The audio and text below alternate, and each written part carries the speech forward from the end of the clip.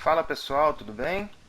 Estou aqui agora para falar para vocês sobre a diferença entre funções pares e funções ímpares.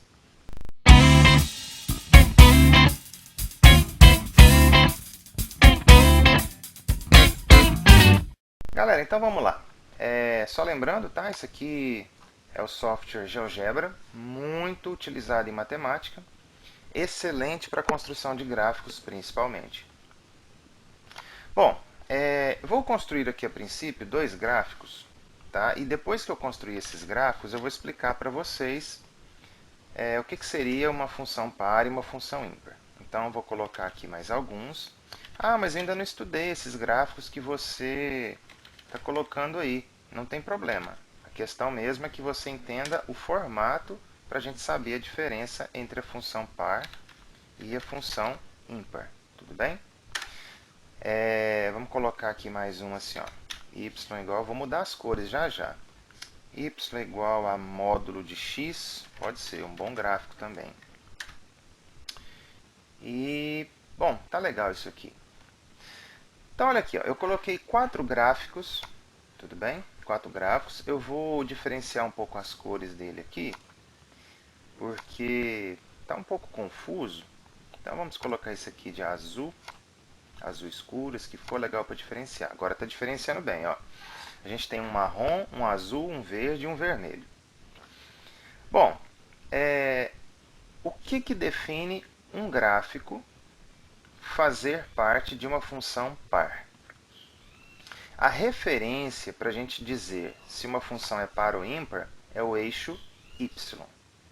Tá? Se você perceber que o lado esquerdo do gráfico ele é idêntico ao lado direito, tendo como referência o eixo y, trata-se então de uma função par. O que isso quer dizer, gente? Vamos dar um zoom aqui. A princípio, então, deixa eu só tirar a exibição desses objetos aqui, para a gente olhar apenas para este gráfico em azul. Note que está acontecendo o seguinte, ó, olhemos apenas para o eixo x. Tá? Ó, quando x é 1, o y também é 1. Quando x é menos 1, o y também é 1. Ou seja, tanto menos 1 quanto 1 eles têm a mesma imagem. E isso vai valer para todo e qualquer valor de x. Ó, pega o 2. O 2 vai no 4. Então, o menos 2 também tem que ir no 4. Ó, menos 2 também vai no 4. Essa é a característica de uma função par. Se você pega um valor de x e um valor menos x, ambos têm que chegar no mesmo y. Tá? Isso é o que define uma função par. Vou retornar aqui umas funções que eu havia apagado. Ó, agora vamos tirar essa daqui, para a gente olhar apenas a vermelho.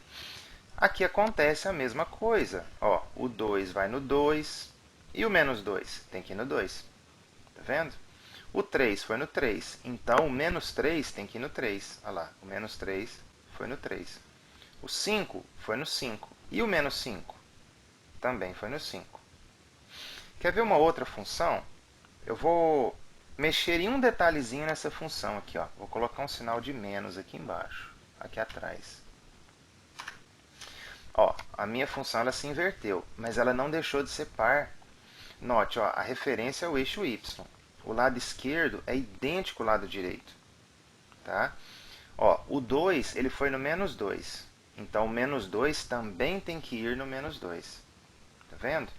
Existe até uma decorebazinha que eu não gosto muito de usar, mas é tipo assim. Se você trocar o sinal do valor de x, a imagem continua sendo a mesma. De uma maneira assim um pouco mais matemática. Agora eu vou tirar esse sinal de menos daqui, vou retornar o gráfico para cima. Em uma linguagem assim mais matemática, o que a gente tem? A gente tem isso daqui, ó. Ou seja, a imagem tanto do menos x quanto do x são a mesma. Tá certo? Então é isso que define uma função ser par. Bom, vou deixar isso aqui um pouco para cá, vou fazer uma mudança em breve. Vou tirar a exibição desse objeto aqui para a gente analisar os outros gráficos. Olha só. Vamos agora exibir esse objeto aqui, que no caso é uma outra função, né? Bem diferente. O que define uma função ser uma função ímpar? Uma função será considerada ímpar quando ela tiver uma simetria desse jeito aqui, ó. Eu vou até passar alguns pontos primeiro. Vou colocar um ponto aqui e vou passar uma reta por esses dois pontos. Eu vou até pontilhar essa reta, por quê?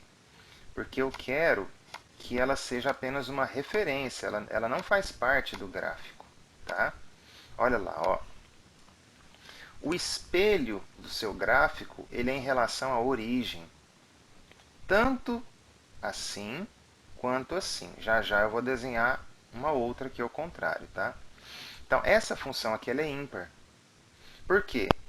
É o seguinte, ó, se essa parte aqui do lado esquerdo estivesse em cima, ou seja, se ela fosse refletida em cima, ela seria idêntica ao que está aqui do lado direito. Tá vendo? Ela seria idêntica, idêntica, idêntica, idêntica. Ela seria par. Só que como um de seus lados inverteu-se, ou seja, trocamos o sinal de todos os valores de y dela, aí ela passou a ser uma função ímpar. O que quer dizer isso aqui? Ó? Vamos dar um zoom para a gente entender um valor. Ó, vamos pegar aqui agora o 2. O 2, gente, ó, 2 ele foi lá no 8, tá vendo? Porque 2 ao cubo é 8. Então quer dizer que o menos 2 tem que ir no menos 8. Vamos ver se está acontecendo isso. Ó. O menos 2, ah lá, foi lá no menos 8. Então isso é o que caracteriza uma função ser ímpar. Então vamos mudar isso daqui. Ó. Ou seja, se eu trocar o sinal de dentro, o resultado da imagem também fica trocado. Olha lá, ó. Então, se eu jogo 2 aqui dentro, o resultado é 8. Mas se eu jogar o menos 2, fica menos 8. Tá certo? Eles têm imagens com sinais trocados. Tá bom? Ou seja, números que têm o mesmo módulo, em x, eles têm a imagem com sinais trocados. Se eu, por exemplo, mudar essa função e fizer isso aqui nela, ó, ela inverteu. Então, no caso, agora, a simetria dela não é em relação a esta reta. Ainda em relação à origem, mas é uma origem cruzada, do outro lado. Ó. Em relação agora a esse espelho aqui. A ideia é você sempre pensar na origem. Se ela tiver uma reflexão em relação à origem, então isso aí é uma função ímpar. Tudo bem? Por curiosidade, essa reta pontilhada é a chamada reta identidade, né? Onde o y é igual a x. Tá bom? E aqui aconteceu a mesma coisa. Ó. Vamos pegar o menos 1. O menos 1 foi no 1. Troquei o sinal de x, então fui para o 1. O que tem que acontecer com a imagem? No menos 1. Tá vendo? Então, isso é o que caracteriza uma função ser ímpar. Tá? Agora, é possível também uma função não ser nada. Por exemplo, ó, eu vou pegar aqui, essa aqui, eu vou chegar ela um pouquinho... Aliás, vamos subir essa função aqui. Ó, ela deslocou, mas ela ainda é uma função par. Porque o lado esquerdo ainda é idêntico ao lado direito. Tá vendo? Bom, agora eu vou fazer uma mudança que ela vai deixar de ser par. Ó, ela já não é mais par. Por quê? Vamos pegar um número aqui. O menos 2 foi no 4. Então o 2 também tem que ir no 4. Não, o 2 foi no 2. Se furar para um elemento que seja, a função ela já não é mais par. Tá vendo? Claramente, essa função aqui ela também não é ímpar. Ela não é nem par e nem ímpar. Tá? O mesmo pode acontecer com funções retilíneas. Por exemplo, vamos colocar essa daqui, y igual a x mais 3. Essa função também ela não é nem par e nem ímpar. Por quê? Ó, escolhe um número. O 2 foi no 5 aqui, né? Ó, o 2 foi lá no 5. Então, o menos 2 também tem que ir no 5 para ser par. Não é. E para ser ímpar? Vamos ver. O 2 foi no 5. Então, o menos 2 tem que ir no menos 5. E não foi, né? Na verdade, o menos 2 foi no 1. Então, novamente, essa função aqui ela não é nem par e nem ímpar. Tudo bem? Bom, então espero que vocês tenham entendido a diferença entre funções pares e ímpares. Tudo bem? Um abraço.